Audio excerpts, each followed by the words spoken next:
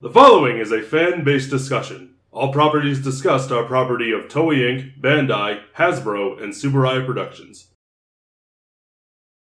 Hello everybody, welcome to Tokucast Reviews, episode 96. Hi! Jacob's not here this time. He'll be here for 97, which is Zuoger. The way it goes. 96. 96! This is actually still part of the month of pain. Because, right now we're back to the comics, which, on the whole... Specifically the Boom comics, if anyone's confused. On the whole, have been good. Yeah. However, now we're at the part where it's not so you can't be good forever. Beyond the Grid is probably the worst portion of it.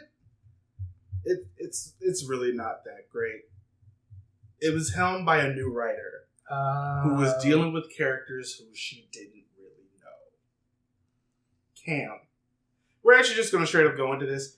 For the overview, this happens right after Shattered Grid. A couple of the Rangers who were on board the space station sort of like got bounced out of the universe to a part that was not connected to the grid, that was slowly dying, where they end up meeting the Solar Ranger, who's a suit I do want to talk about. We're just going to talk about hers first because that happens first. I honestly really like her suit. The purple. It's very alien. Yeah, I'll give which you that. Fits because they are all alien. And it's a very interesting, so we'll talk about the other ones later on because they do come later on in the story. But they're fighting against, the big bad of the story is the Predator. That's his name. Who? He's the big bad. Sorry, all I heard was Predator. I mean, to be fair, yeah. He was originally one of the Morphin Masters. His story would be a lot more interesting. The thing that hurts this story the most is characterization. It's like they end up jumping from planet to planet trying They end up jumping from planet to planet trying to help people. And, they are helping people, but people are also constantly getting killed because this part of the universe is dying. Because this is sort of the problem that I had with them doing the Morphing Grid the way they did in Beast Morphers.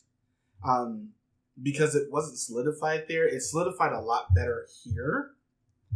Because it's just like, it's a force of the universe. Like, this is sort of keeping things together. Not everybody can harness it. But this does end up setting up the next arc for people who can harness it.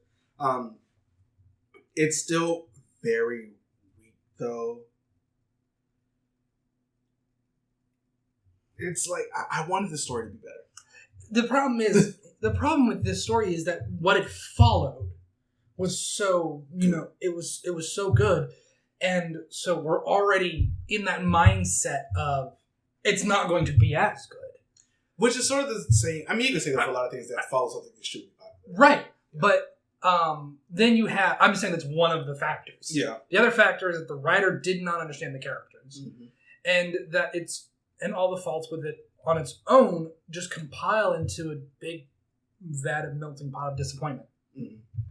It's just, it's like the Predator's motivation works for the story that he is embroidered in. It doesn't always work as an outsider looking into the story itself, though. Which, again, really does hurt it, and I'm not a fan of. It feels like we're talking in vagueness. Okay. So, the Solar Ranger is, out there trying to help people. She's the only one who can connect to the Morphing Grid because they're more or less separate from it right now. And she's fighting against the Predator and his forces. He's just like, he killed off the rest of his Rangers that were part of his thing.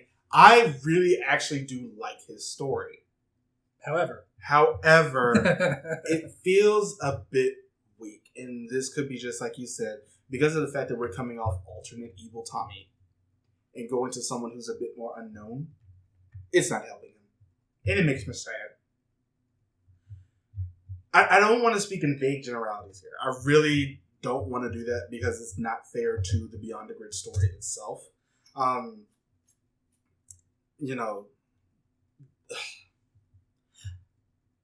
don't really know where to go with this one. The characters are the worst part of this. Let's talk about the characters because that's who we really should focus on the most within this story. The actual villains' motivations and things of that nature are really secondary when the characters end up taking so much focus and they're not done well. I want to talk about Cam first because Cam is here. He was on board there when they got separated. The writer did not know who he was, really. At least not the actual Cam. She was actually more familiar with the other robot hologram Cam. Because he came off a little bit more sarcastic, but not in the way that Cam was. And his characterization was just all over the place. Andros, she was very familiar with him. Ranger Slayer, because I believe she had some things to actually do with that Ranger herself. Heckle is the weirdest one here because Heckle actually got his suit in this. His suit, of course, being the one from the Kyoryuger movie. Right. Death Ryuger. Which makes sense. Yeah. This is also when we end up getting Heckle's actual backstory. It halted action. It was in the middle of the story, and I was just it halts the action here. Mike and Tanya, Mike as in Man and Defender and Tanya as in Zio, end up getting into a relationship? No, that makes no sense. I do like this the sense of desperation that they have as just we can't transform for too long. They should start to lose their Ranger powers because their connection to that main grid is being slowly ebbed away. So I do like these suits, though. At the end of the story, they do end up getting the Solar Ranger suits when they all end up tapping into the Solar Ranger's powers to be able to more or less copy. I do like these suits. Let's talk about these suits. They're really... I really do like these suits. I love how they are designed. I love how they are not only designed, but how they are designed in a way to mirror the suit they used to have, but, more alien, more different. Because you can see, this is you could see Man and Defender with Mike's suit. The cape, the black. My favorite. Yeah, I mean, you love capes. I do. You can see the double oval kind of motif on the visor for Tanya's. Speaking of which, I really actually like hers because of the fact that the suit originally had a skirt on it. This one makes it more sheer and see-through. I think that's just a stylistic thing that I really like on it. I liked how they kept the red sleeves for Heckle from his suit, which I don't even think they did that in the Kyoryuger 100-year special. I think they did change it to a different color. It was navy or something. Because he was now Kyoryu Navy. Yeah. He didn't get... They changed it to blue. They changed it to blue and he didn't get the shoulder guard or anything. But... I love the look. Cam's, I think is the weakest one out of these. It is because these are uneven and it's bothering me. I think the same problem. It's the strength for those is a weakness for this one that it's mirroring the actual suit, but because of the fact that it has a vest that was removable, also, and the fact that the suit itself was symmetrical, this one offsets that and not in a good... I understand the gold part is supposed to wrap around and come around the back of his leg, but the scarf thing is off. Yeah, it is definitely the weakest. I do like the galaxy paint job for the green. I think it's actually on all of them. Yeah, it's on. But it's very apparent on the green one. Yeah, but God, I do love that look. These suits are very good aesthetic wise. I do hope eventually these. Well, I don't really know how they can do it because they don't really do much. The suits themselves, but introduce them into Heroes of the Grid. Oh, cool. That'd be cool just as, opposite character cards or something. But, yeah. And then, of course, they do end up having their own mechs, and we end up getting the Solar Megazord as well. These mechs are distinctly alien. And I think I love that. Because they're just so different. Look at Tanya's! It reminds me of the Imperial... ship from Star Wars. Yeah. The Megazord, I think the biggest problem with this is the middle section.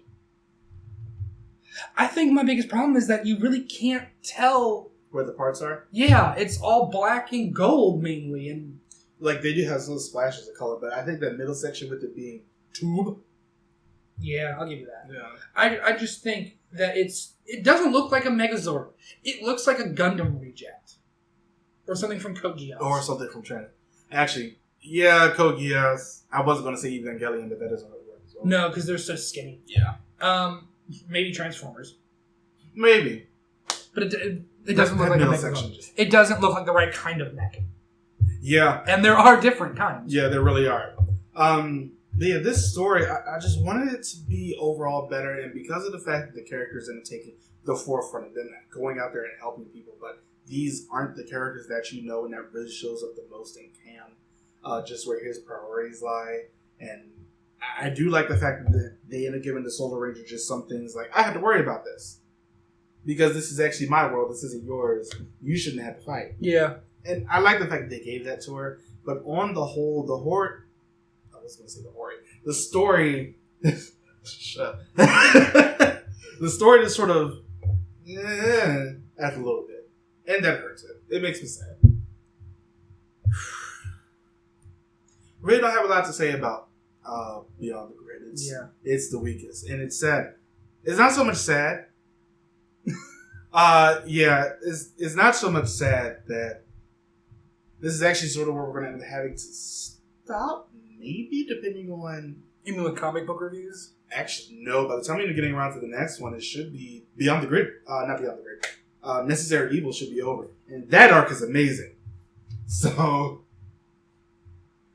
Yeah, we really don't have much else to say about Beyond the Grid. Yeah. Other than, we're not mad. It's just the weakest. We're just disappointed. Yeah, it's the weakest one. It is. But for every rainbow had to have rain first. And for every shattered grid, there had to be a Beyond the Grid. Yeah. There's balance. Something extremely good. Okay, we are back. And now we're at something extremely good again. So I'm really hoping that when we end up getting to Power Rangers and Mighty Morphin, that those end up having the same level of quality that we got for Necessary Evil. But we'll see. But as always, let us know what you think in the comments down below. And next time, join us. Well, follow us on all the things. Next time, join us for Zoojer. It could be worse. It could be what's coming after that. We'll see you guys then. Bye, everybody.